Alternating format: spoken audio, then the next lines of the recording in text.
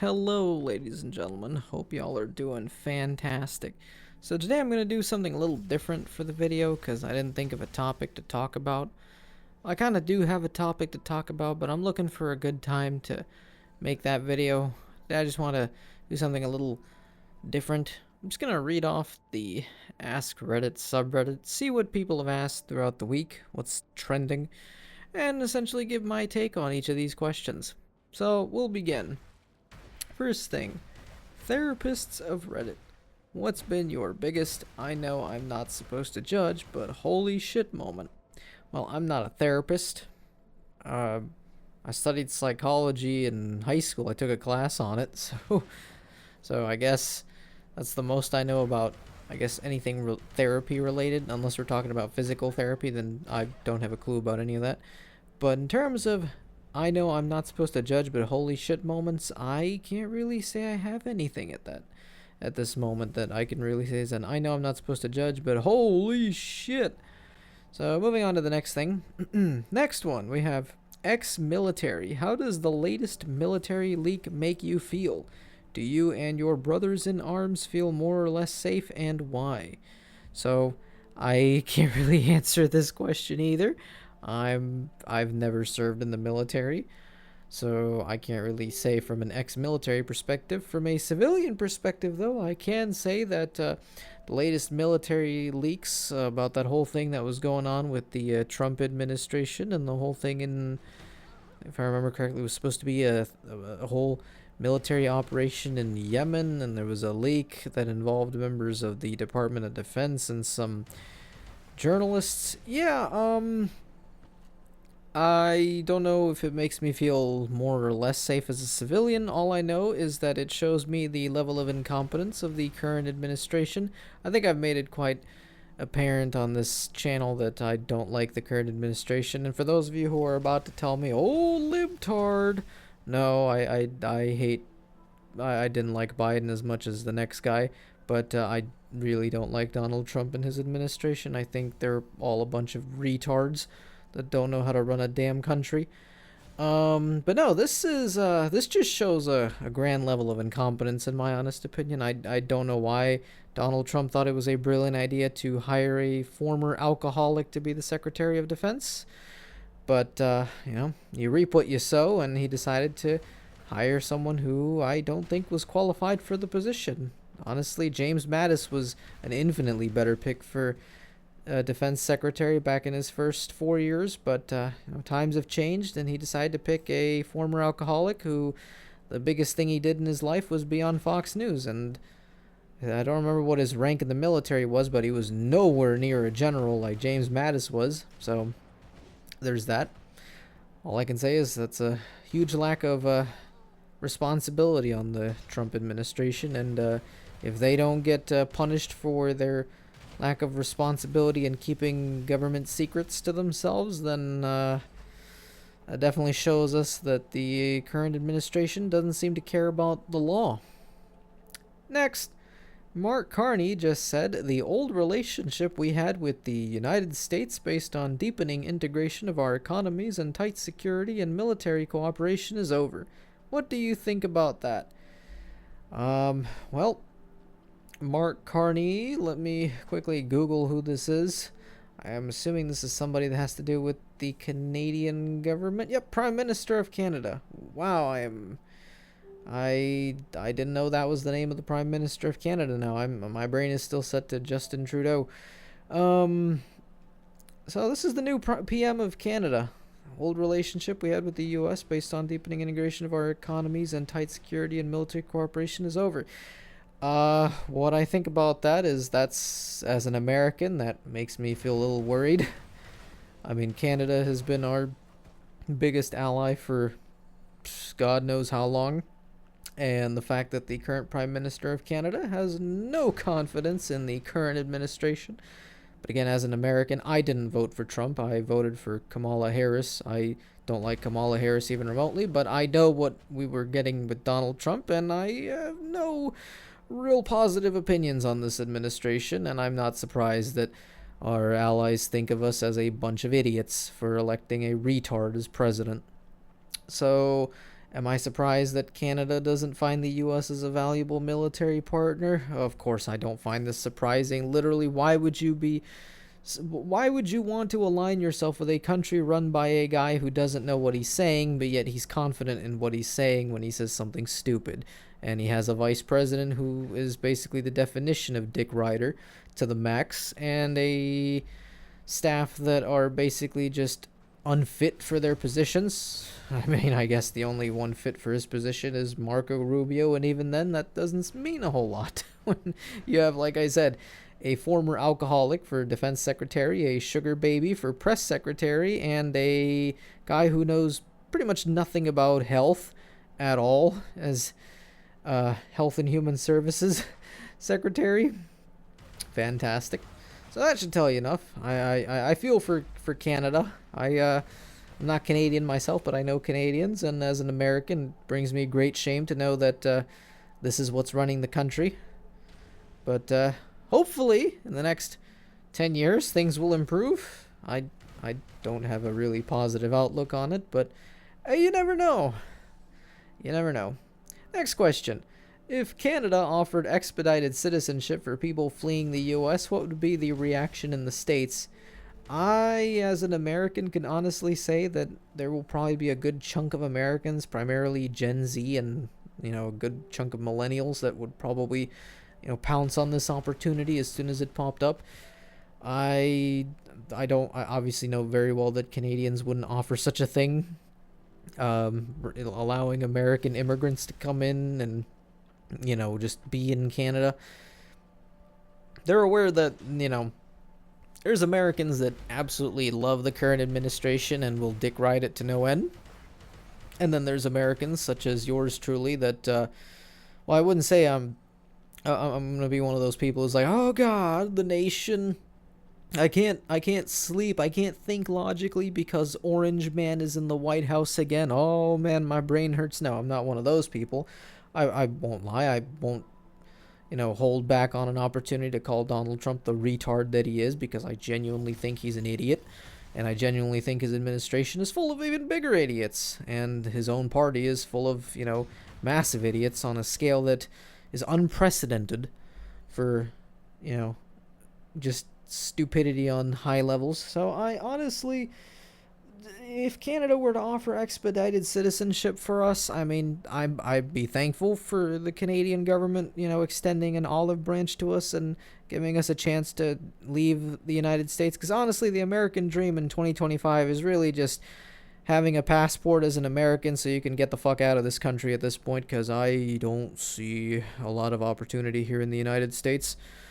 I know maybe like 60, 70 years ago, the U.S. viewed itself as the pinnacle of life and the pinnacle of development and amazing opportunities for our people, when in reality, as an American, a Gen Z American in 2025, I don't really see much opportunity. The cost of living is insanely high.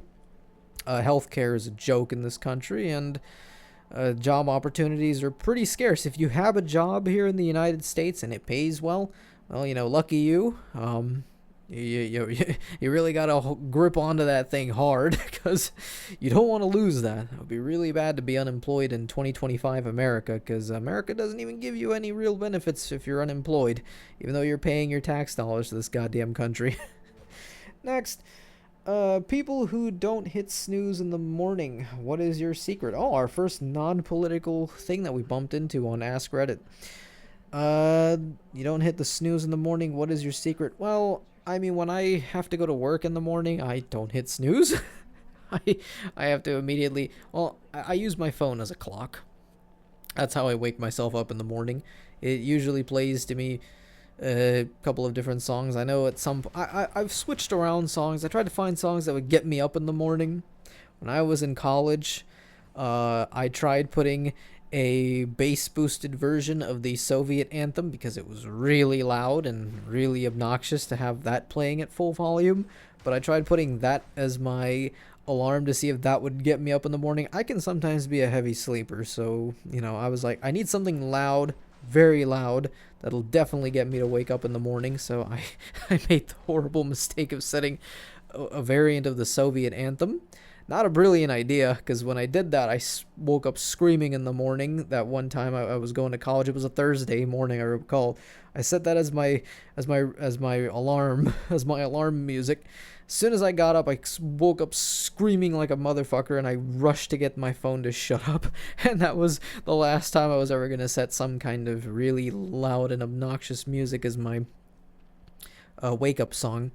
I think at some point I set it to a couple of other things. I set it to some background music from the first Neptunia, and then it went to the one of the fight songs from Mike Tyson's Punch Out, which I stopped using that because I used that as the intro song for the Minds Play Halo on Legendary, Halo 3 on Legendary, and I didn't want to keep using that as my a wake up song in the morning, because then that would psychologically bring me to associating that song with my alarm clock, and I didn't want that. So I then switched it to the Spindle Legs song, which is a song that was used in Ren and Stimpy as background music, which I used in episode 4 of the Minds Play Halo 3 on Legendary.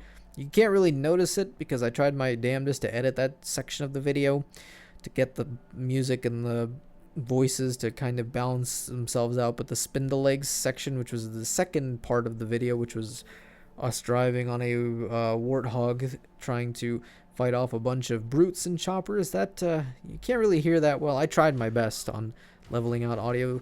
The other two sections sound fine, especially the third section, but second section of part 4 just was not cutting it. But I tried my best, and I didn't want the music overpowering the voices. That was what I mainly wanted to make sure of.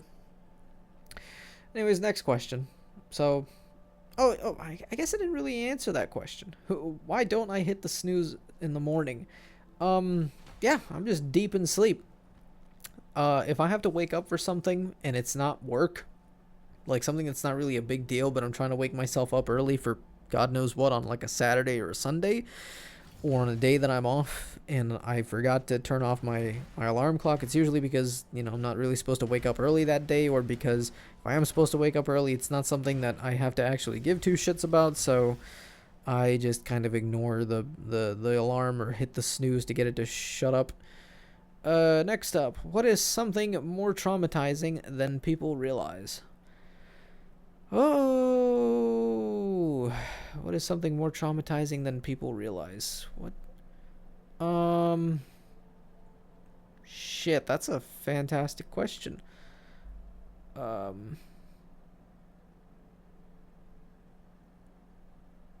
Honestly, I guess what I can say is more traumatizing than people realize. For me personally,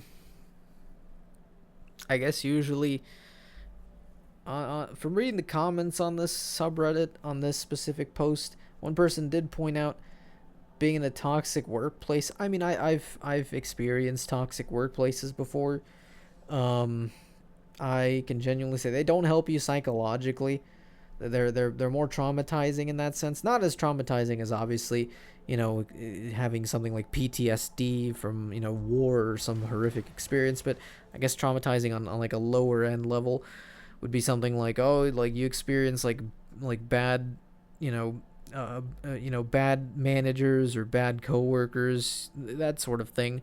And I've experienced that before, so that sticks with you, because when you go to another job in the future, you still have that sort of psychological mindset still burned into your head, where you're thinking to yourself, oh man, to this day, I'm not the most, I'm one of those people who's not like, I know they always tell you never make friends with your coworkers, and I agree with that statement, because when I was in college, my first job, I was pretty friendly with a lot of my coworkers. Some I'm still good friends with to this day, like 2 to 3 of them. Majority I'm not. Majority of them tend to forget about you long after you've left. They don't really even reach out to you, even if you have them on social media for whatever reason. But later on, no. Future jobs that I had after college, no. I don't make friends with my coworkers, because you can't really, you don't know who you're working with is going to be, a good loyal friend, or someone who's going to snitch on you for, because you said something that management might not like because you just simply said, oh, I'm not agreeing with the work we're doing. It's a little too much for the pay we're getting or something like that. I always said, your opinions, just keep them to yourself and never, never talk to your coworkers. That's at least my strategy. I just don't know who exactly I'm working with, who I can trust. That's just a thing that's still, I guess, is traumatizing for me to this day, because I've held jobs before where I've had snitchy coworkers and shitty managers, so that combination just does not help. Next question. Well, next topic. I should say next topic. For the but her emails crowd. Oh boy, we're going into another. I swear this is like the fourth political thing I've answered. I mean, I did study political science in college, so I guess I'm mildly qualified to answer these questions, I think. For the but her emails crowd, what should the fallout from the Signal text chain be? I'm gonna pass on this question. I probably need to read more about the Signal text chain. I know the but her emails crowd is usually the Hillary emails and the Benghazi stuff from long ago, but I need more info before I can answer something like that. I don't want to answer something and not know a damn thing of what I'm saying. I don't want to come off as, a moron who doesn't know what the fuck he's talking about. Next. How would you feel about the UN being called in to monitor? Okay, god damn it, it's another political question. I swear, everybody on this subreddit just wants to ask political things. Let's find something that's I'm not going to answer anything NSFW, because this is YouTube, not the hub, and I don't want to answer that type of question on this website just because, unless it's something that's pretty tame NSFW wise, but they label it as NSFW just for the sake of, being careful on Reddit. Okay, this is not political. I'm going to go back to maybe a political thing, maybe at some point, but I don't want to just do this whole thing as political, because that's not something I want to be touching on for several minutes, because y'all are going to get bored out of your minds and probably going to get angry depending on where you lean politically. I mean, just to get this out of the way, I'm not really conservative. I'm not really liberal either. Not really a centrist either. I would tend to describe myself as more left-leaning. But I'm a registered Dem. I just hate the Dems, though, which is an interesting thing. I guess I agree with conservatives on some things, and I agree with liberals on some other things. I don't like Donald Trump, and I don't like Joe Biden. I mean, the last president that I sort of liked was Obama, but that's not really, like, anything spectacular. I was like, I guess I didn't really dislike Obama. He seemed like a chill dude, and his administration wasn't, catastrophically bad, so I'll give him a prize for that. But no, I'm not gonna sit here and be one of those people who's gonna tell you, no, I'm a hardcore liberal and I agree with the toxic masculinity mindset and diversity and inclusion and woke mindset or whatever, or I'm a hardcore conservative and I believe that we need to go hard on immigration and we need to be very very putting our foot on the ground when it comes to the rest of the world and all that shit. No, I don't go to that. The it's one of those things where I know it's a rarity in America these days, being somebody who has things that political views that put you on both ends of the spectrum, so you don't really know where to place yourself, so you have to place yourself on the side of the spectrum that kind of leans closer to your side. I guess, no, political party wise here in the US, you kind of have to lean to the party that kind of goes more with your views on things. So in my case, I guess the Dems are the closer thing to me, even though I don't like the Democratic Party. I can probably do a whole video about why I don't like the Democratic Party and what they do wrong. I might save that for a later topic, but no, I am a registered Dem who hates the Democratic Party. I could be third party, but honestly, third parties don't win shit. If third parties did win shit, then I would immediately hop out of this party as soon as humanly possible. Next thing, leaving politics entirely. What are examples of being picked last in gym class as an adult? I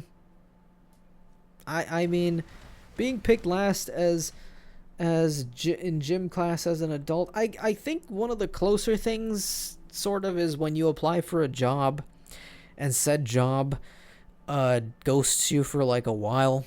And then after several months, after you, let's say you manage to land another job and you've already been working in that job and all's, I guess, swell for you. And then you get an email all of a sudden from this job that you had applied to months ago that's like, hey, we're looking to go onward with you. You've already interviewed and everything at this job. And they're like, hey, we're willing to move forward with you. But in the true honest to God, they didn't want to actually move forward with you originally. They ghosted you because they put you on the side in case of any of the people that they did hire just didn't follow through, and they ended up going with you because you were a backup, and you were like the backup of the backup. You were like the third string quarterback of the team. That's the way I would describe being picked last in gym class as an adult. Basically being like the backup to the guys who actually were hired for a position, and then you were the guy who was hired last minute because the other guys quit last minute, so they need to find somebody quickly to fill that position. And well, they call on your ass. So I would say that's the closest to that. Next question. Well, next topic. No, that's NSFW. That's a little too NSFW, and I don't have anything to say to that one. What choices that you see people making with their lives that you would never make? Honestly, this is a pretty easy one for me to answer. I would say having children. I don't know if I mentioned this before in a video, but people making with their lives that you would never make, having kids. That's like the biggest thing. If you're my age, which you're in your late 20s, mid to late 20s, I mean, there's people who, especially baby boomers, who always think of the mindset of, well, once you get past the age of 18, you meet a nice girl or a handsome man, depending on what gender you are, and you hit it off, you do the thing, and then 9 months later comes a baby, and then you take care of that baby, and it gets older, and then all that, and maybe you have a second one depending on how income is going. But back in boomers days, income was much better, and you could easily afford a family of 4 without a problem. Not so much the case in 2025. If you're like Gen Z, you're me. I'm on the older end of Gen Z. I'm one of the earlier Gen Zs, so we have like a tiny bit of millennialism to ourselves, if that's the case. But even then, if you're on the older end of Gen Z, or just any end of Gen Z, you really don't want to have children in 2025. We are, like, a majority of us can't really sustain ourselves financially, so why on earth would we ever decide to want to bring children into this world? Because if we were to bring children into this world knowing very well that we can't even sustain ourselves, I would say that's a pretty irresponsible thing to do. Like, if you're gonna do the deed with, the opposite sex, just use contraceptives. They're not hard to come by. Just do that. Like, obviously we're human, and we can't really control our impulses as humans, so well, we can, but eventually, at some point as a human, your curiosity gets the best of you, and you're gonna, want to go into the thing. And if you're gonna do the thing, you might as well have, contraceptives to help you do the thing with the opposite sex, or same sex if you're into that. But no, like, the biggest thing is, thing that you see people doing that you would never honestly, you would honestly be like, oh, I don't think that's a good idea. The biggest mistake that people are making with their lives, in my honest opinion, is having kids in this day and age. If you're around your 20s or 30s, because honestly, I know some people would say, well, being a parent is like a huge blessing, and I feel you. There's a lot of people, if you have children, congratulations. That child, if you're someone who was suffering from like depression for so many years, then you have a child, and that child gave you some kind of a reason to continue going on, then all the power to you. But a lot of people my age, we're not going to want to have kids. Like, honestly, we don't want to bring, a kid into this world, and that kid, can't really, get proper food or proper clothing, or proper, they can't get like toys or video games or anything to at least, feel good about themselves, because you don't have the money to it, because you have to pay the bills. If you can't pay the bills for yourself, or you're struggling to pay the bills for yourself, why the hell would you want to bring a kid into this world? I just think it's a little irresponsible for somebody to have children when you can't even financially sustain yourself. I know that for a lot of Gen Z, the trend has been not having children, and I applaud a lot of my fellow Gen Z that don't do that. I agree with that sentiment because again, we can't sustain ourselves. Why in the hell would we bring life into this world only for it to suffer? That's my take on that. Next thing, which fictional happily ever after couple definitely breaks up and why? Um. Oh man, that gave me another hard one. I mean, honestly, another couple, a fictional couple that definitely breaks up and why? I mean, I guess I'll say this is a joke answer because it's the only thing that's coming to mind right now. It's something like Sao, the relationship between Kirito and Asuna, and it's just because Kirito has his harem of girlies around him. Honestly, that they claim happily ever after. I know damn well that couple is gonna break up further on down the road, especially if they're both still young. That shit ain't gonna last, bruh. If they're young, it'd be a miracle for a young couple to be going on for like, 3 years, I would say. That's a couple that I know damn well won't last long because again, you got your sort of social harem of other ladies. It's at some point, a guy like an anime protagonist is not gonna have the willpower to be able to be like, no, I am with my lady and that is my loyal, that I am loyal to her and she is loyal to me. No, motherfucker, I know damn well he copping something else. God, next question. No, that's NSFW. NSFW.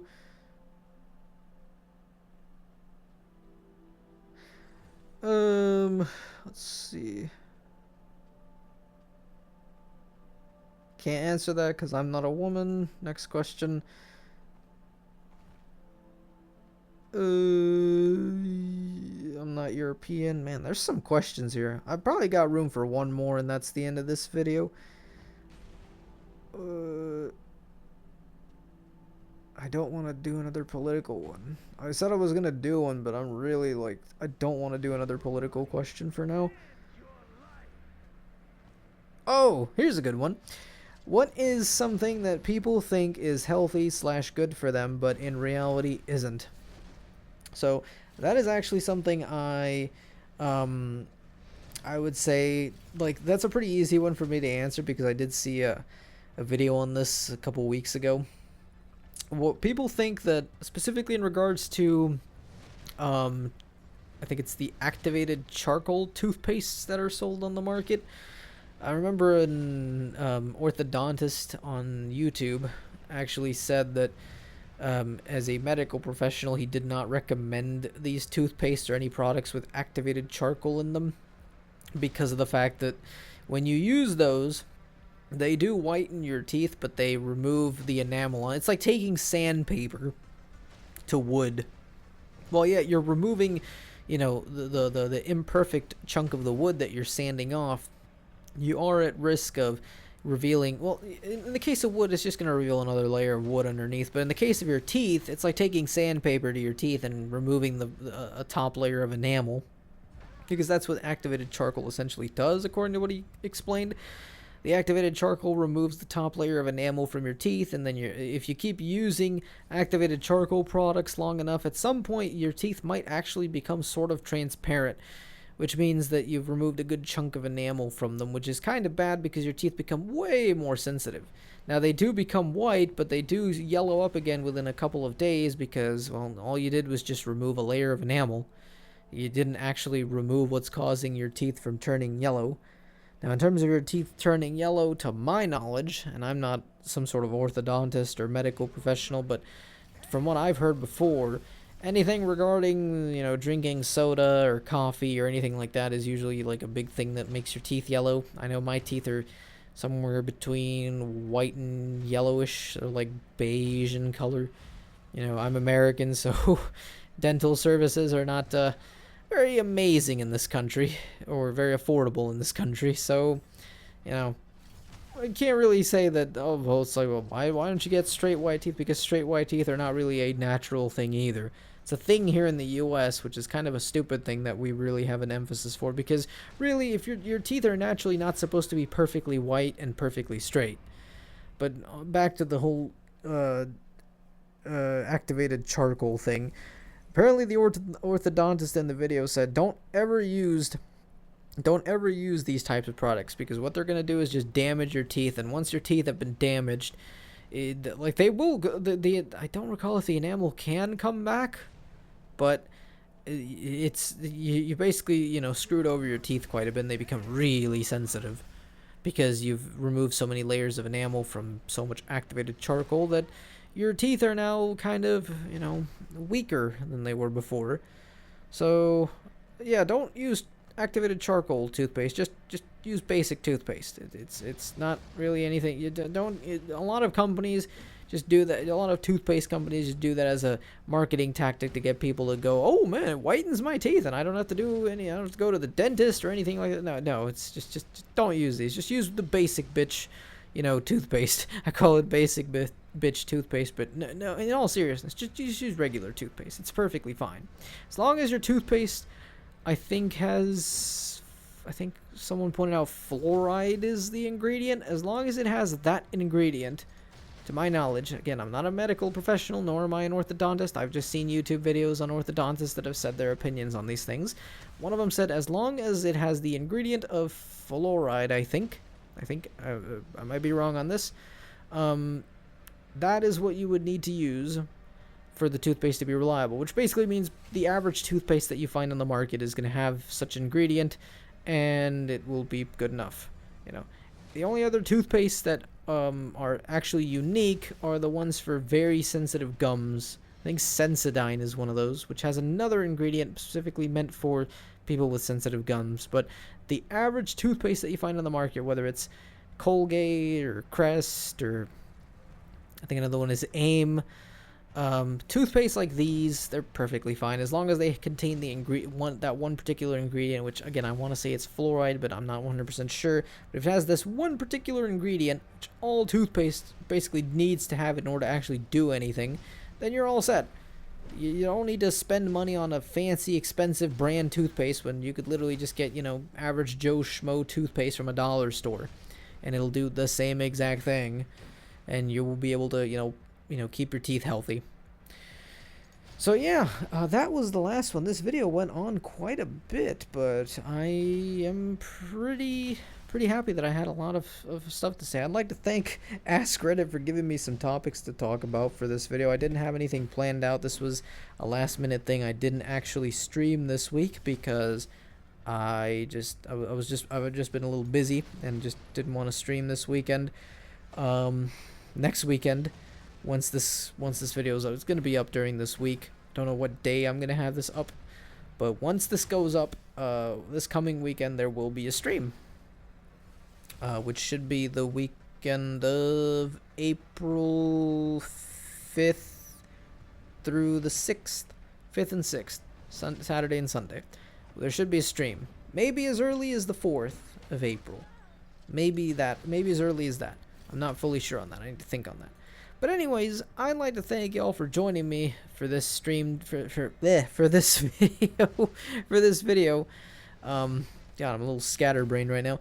I'd like to thank y'all for joining me for this video, and I hope y'all have a fantastic day or weekend or whatever when you come across this video and sit through it.